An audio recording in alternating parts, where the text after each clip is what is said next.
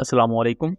Welcome to M राद। Pakistan navy की तरफ से smash supersonic antiship ballistic missile का एक और टेस्ट किया गया है। इससे पहला टेस्ट नवंबर 2024 में किया गया था और अब दूसरा टेस्ट कंडक्ट किया गया है 25 नवंबर 2025 को। इस टेस्ट में काफ़ी ज़्यादा नई चीज़ें हैं जिन्हें हम एक मेजर अपग्रेड कह सकते हैं प्रीवियसली एग्जिस्टिंग स्मैश मिसाइल पर। कुछ सोर्सेज के नज़दीक और कुछ जो रिसेंट पिक्चर्स का एनालिसिस किया गया उससे ये अजम्पशन भी इस वक्त कंक्लूड की जा रही है कि टर्मिनल हाइपरसोनिक स्पीड अचीव कर रहा है स्मैश मिसाइल। और अगर ये चीज सही है तो ये एग्जिस्टिंग स्मैश प्रोजेक्ट के लिए कितनी ज्यादा फायदेमंद है, पाकिस्तान नेवी के लिए कितनी ज्यादा फायदेमंद है, और वो भी उस वक्त जब इंडियन डिफेंस मिनिस्टर सिंध को कैप्चर करने की बात कर रहे हैं। और हम सब जानते हैं कि सिंध के साथ ही पाकिस्तान का समुद्री एरिया भी शुरू हो जाता है। सिंध पाकिस्तान के लिए बहुत ही ज्यादा अहमियत रखता है। देन पाकिस्तान की जो सी लाइन्स ऑफ कम्युनिकेशन है, पाकिस्तान का अरेबियन सी के साथ वो पूरा एरिया ऑफ रिस्पॉन्सिबिलिटी है। यहाँ मेन कमांड पाकिस्तान नेवी की है। सेकेंडरी लेवल पर पाकिस्तान एयरफोर्स भी असिस्टेंस प्रोवाइड करती है। लेकिन पाकिस्तान नेवी तादाद में बहुत छोटी है इंडियन नेवी के मुकाबले में, और उसकी बहुत सी वजूहात भी हैं। इंडियन नेवी की तादाद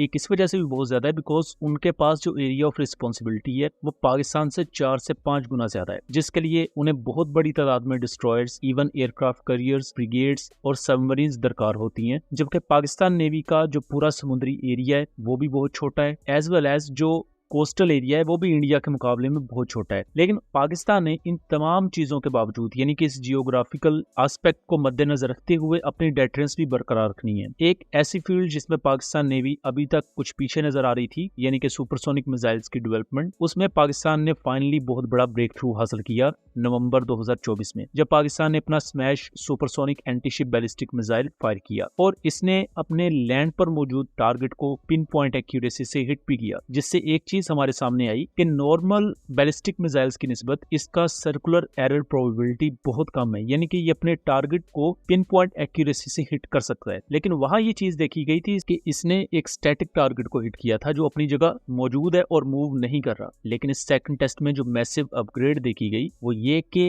इस स्मैश मिसाइल ने एक मूविंग टारगेट को हिट किया, जो कि बेसिकली एक फ्लोटिंग डॉग था। ये टारगेट शिप्स होती हैं जो कि स्लो स्पीड में मूव कर रही होती हैं और इनको एज अ टारगेट यूज किया जाता है मिसाइल की एक्यूरेसी को टेस्ट करने के लिए। और यहाँ स्मैश मिसाइल ने कामयाबी के साथ इस फ्लोटिंग डॉग को हिट किया, जो कि इसकी एक्यूरेसी को दोबारा से वैलिडेट करता है। प्लस हमें एक और चीज समझ आती है कि ये एंटीशिप बैलिस्टिक मिसाइल बेशक एक बैलिस्टिक मिसाइल है और नॉर्मली बैलिस्टिक मिसाइल्स की सर्कुलर एरर प्रोबेबिलिटी ज्यादा होती है, जिसकी वजह से ये अपने टारगेट से कुछ मीटर इधर उधर गिर सकती हैं। लेकिन स्टिल इनका चूंकि बैलिस्टिक इंपैक्ट ज्यादा होता है तो अगर ये थोड़ा सा इधर उधर गिर भी जाए स्टिल ये अपने टारगेट को डिस्ट्रॉय कर देते हैं। बट चूंकि इसे एंटीशिप रोल में यूज किया जा रहा है तो इसकी सीईपी और ज्यादा कम होनी चाहिए ताकि ये ज्यादा से ज्यादा हद तक पिन पॉइंट एक्यूरेसी अचीव कर सके, और वो कैपेबिलिटी ये हासिल कर चुका है अल्हम्दुलिल्लाह। दूसरी चीज इसका लैंडिंग एंगल है। जो इससे पहला टेस्ट हुआ था उसमें ये ऑलमोस्ट 60 to 50 डिग्री की एंगल से अपने टारगेट को स्ट्राइक कर रहा था, बट अगर सेकंड टेस्ट में देखा जाए तो ये बिल्कुल वर्टिकली यानी कि 90 डिग्री के एंगल पर आता हुआ अपने इस टारगेट को डिस्ट्रॉय कर रहा है। तो यहाँ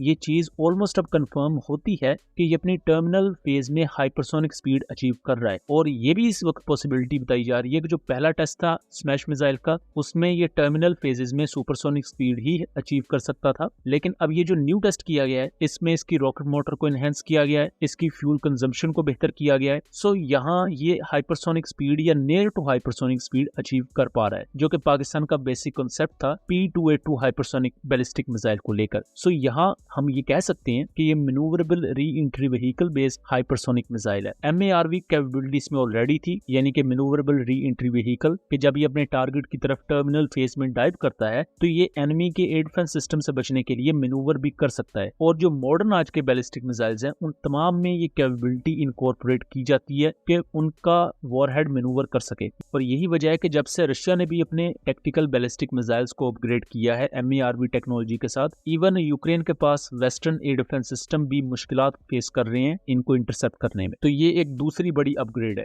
थर्ड अगर इसकी बात की जाए तो जीएन्स के एक आर्टिकल के मुताबिक इस पर एक सेपरेट एंटीना है जिसमें इलेक्ट्रॉनिक स्पोर्ट मेजर्स और electronic counter measure systems add किए गए हैं। या आप ये कह सकते हैं कि ये एंटीना इस पूरे मिसाइल सिस्टम का इलेक्ट्रॉनिक वॉरफेयर सूट है, यानी कि अगर इसके खिलाफ सॉफ्ट किल परफॉर्म करने की भी कोशिश की जाती है या इसको जैम करने की भी कोशिश की जाती है, यानी कि अगर इसकी मिड कोर्स के दौरान सैटेलाइट कम्युनिकेशन को भी हिट करने की कोशिश की जाती है तो ये उसको भी रेजिस्ट कर सकता है। दूसरा, अगर ये मैनूवर कर रहा है तो ये और ज्यादा डेडली हो जाता है। तो ये कुछ मेजर अपग्रेड्स थी जो हमने इसमें नोटिस की। इसके साथ साथ ये अनकन्फर्म्ड है बहरहाल, ये जो रिसेंट थर्ड अपग्रेड हम बात करने जा रहे हैं कि इसका डायमीटर प्रीवियस स्मैश मिसाइल ज्यादा लार्जर नजर आ रहा है, लेकिन चूंकि अभी ये इनिशियल फुटेजेस है जो हमारे सामने आई हैं, तो डायमीटर को लेकर या इसके ओवरऑल साइज को लेकर हम कुछ भी कंफर्म नहीं कर सकते। लेकिन अभी तक के लिए जो हमारे पास इन्फो मौजूद है कि इसकी रेंज 350 से 400 किलोमीटर के दरमियान होगी। पाकिस्तान नेवी ने इसे ना सिर्फ लैंड रोल के लिए डिजाइन किया हुआ है और सक्सेसफुली यूज किया है, बल्कि अब इसे प्रॉपर मूविंग टारगेट्स के अगेंस्ट या प्रॉपर एंटी शिप रोल में भी टेस्ट किया जा चुका है, जो कि बहुत बड़ी अचीवमेंट है। सो दोस्तों, ये था एक एनालिसिस। उम्मीद करता हूँ चीजें क्लियर रही होंगी। वीडियो पसंद आई हो तो इसे ज्यादा से ज्यादा शेयर कीजिएगा ताकि इस तरह की मजीद इंफॉर्मेटिव वीडियोस हम आपके लिए लेकर आ सकें।